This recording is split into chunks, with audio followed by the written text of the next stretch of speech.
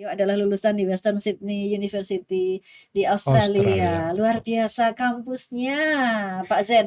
Makanya wawasannya luas banget, sahabat LPPM sekalian. Kalau nggak kita gali Tapi ada lebih satu jauh. rahasia yang nggak Oh, diketahui. apa tuh Pak Zen? Saya juga sempat jadi mahasiswa DU. Ah. Dia-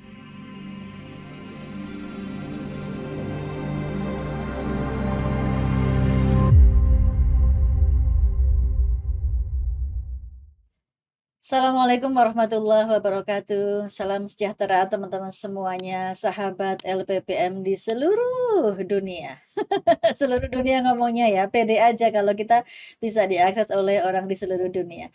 Apa kabar semuanya? Sehat walafiat ya. Semoga kita selalu dalam keadaan baik-baik saja untuk meningkatkan kualitas hidup kita. Sahabat LPPM sekalian, hari ini kita telah kedatangan tamu nih, seperti biasanya di 2M Meneliti dan Mengabdi, acara LPPM UIN Sunan Kalijaga Yogyakarta. Tamu kita adalah Bapak Ahmad Zainal Arifin MA PhD. Beliau telah ada di samping kanan saya, teman-teman sekalian. Sudah kenal kan ya? Tetapi saya perlu mengenalkan dong. Beliau ini adalah dosen di program studi Sosiologi Fakultas Ilmu Sosial Humaniora UIN Sunan Kalijaga Betul. Yogyakarta. Dahulu beliau ini adalah ketua program studinya. Tetapi sekarang beliau lebih famous sebagai Ketua Pusat Penelitian dan Penerbitan. Penerbitan atau Puslitbid, teman-teman sekalian, sahabat LPPM. Atau biasa disingkat dengan Kapuslitbid. Kalau ada yang berhubungan dengan penelitian, pasti orang mencari, Pak Zen mana, Pak Zen mana, gitu. Berhubungan dengan penerbitan juga Pak Zen yang paling bertanggung jawab di UIN Sunan Kalijaga. Apa kabar Pak Zen? Alhamdulillah, baik-baik. Alhamdulillah. Oke. Sibuk ya Pak Zen? Biasa akhir tahun. Oh, akhir tahun. Menjelang akhir tahun pasti begitu Tapi ya. masyarakat juga mengenal beliau sebagai takmir masjid, sahabat sekalian ya, Bonus, sebagai bonus itu bonus bonus. bonus kehidupan Ya, ya, dan bonus juga kehidupan. sebagai Pak Kiai juga di pondok pesantren, bonus Enggak tambahan, juga kalau kira ya. Santri ya selamanya tetap jadi santri, kira-kira gitu ya. tetap mengabdi di pondok Tetap pesantren mengabdi selalu ya. ya, panggilan hati. Pak Zen, Mm-mm. kita ngobrolin Pak Zen sebagai Kapus Litbid nih. Oke. Apa sih sebetulnya Pak Zen, tren-tren tema-tema penelitian kontemporer Pak Zen? Bisa spill sedikit nggak untuk teman-teman di sahabat LPPM seluruh Indonesia nih?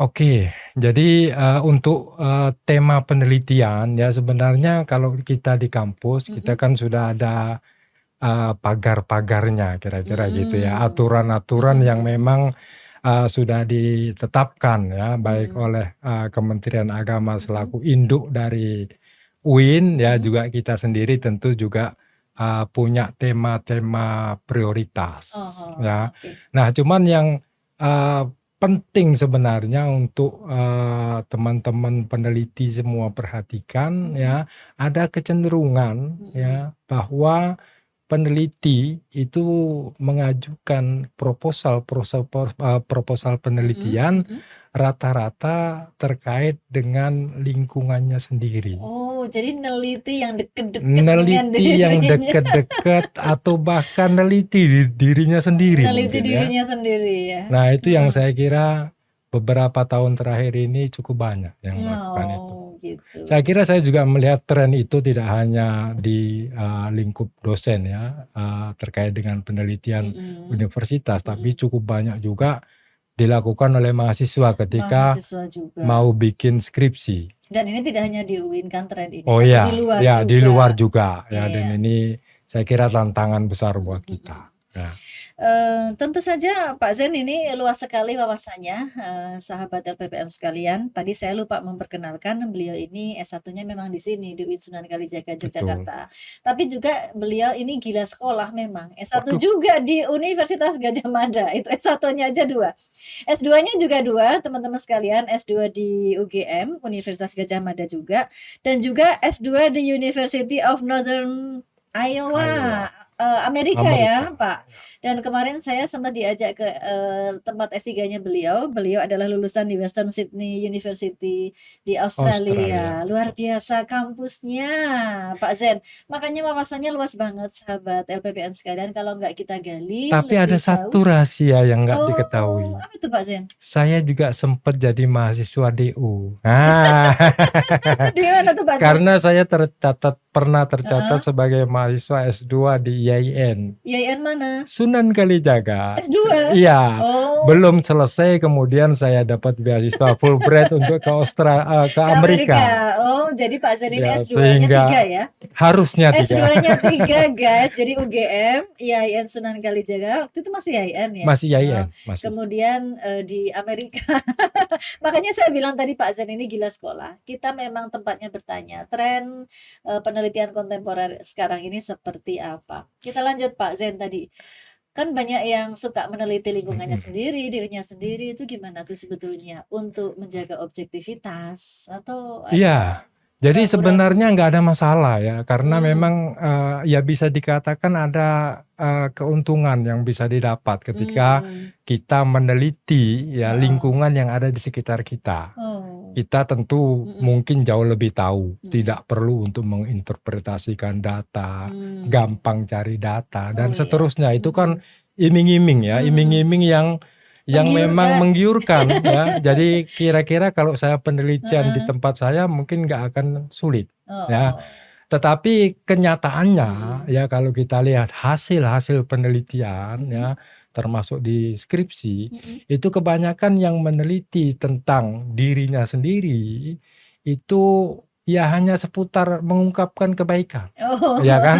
Tanpa kemudian memunculkan kritik yang bisa Mendeskripsikan berarti ya. iya, lebih Menceritakan. mendeskripsikan dan ya bisa dikatakan bikin iklan lah ya, bikin iklan Iklan untuk lingkungannya ya, tanpa Contohnya ke kemudian situ. bisa untuk menghadirkan misalnya kritik yang Iya. tentu saja yang membangun ya, kritik membangun yang arahnya akan memperbaiki situasi. Iya, Ya, iya. itu yang saya kira Berarti hilang. masalahnya ada ya di pertama mereka mungkin tidak peka untuk menemukan masalah Betul, karena berada betul. di dalam lingkungannya. Yang kedua terjebak pada deskriptif tadi tanpa Iya. argumentatif ya Pak Zen. Dan yang ketiga mungkin untuk menjaga objektivitas itu jadi sulit Pak Jadi Zen. tidak gampang, betul sekali ya.